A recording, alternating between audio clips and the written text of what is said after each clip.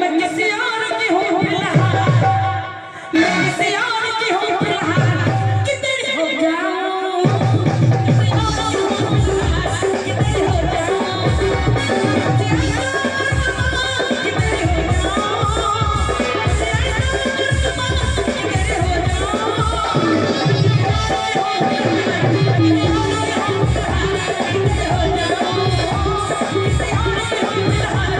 तेरी हो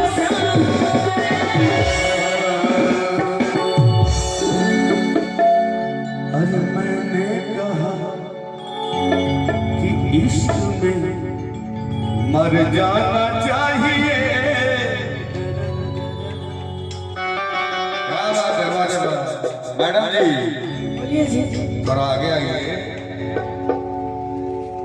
है हमारे पार्टी के लोग सब हाँ सब मसुआल छे ए बाबा है जरा है जरा कहलियो पर है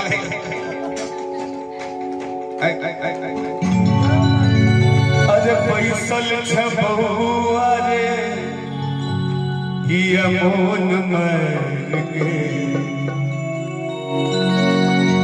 अरे पैसल छे बहुआ रे कि अमोन मर के पढ़े जो वरना देवो के ससैर के पढ़े जो वरना देवो के ससैर के पैसा जब हुआ या मर के पैसा जब हुआ या मर के पढ़े जो वरना देवो के ससैर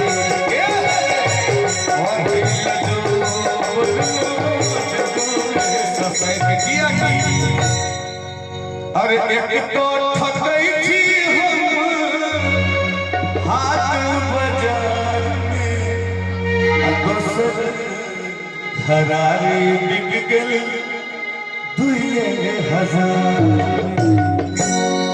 मैडम जी बउआ के कहलिए अरे तू जे पढ़ल मुझे चल मैं सीख के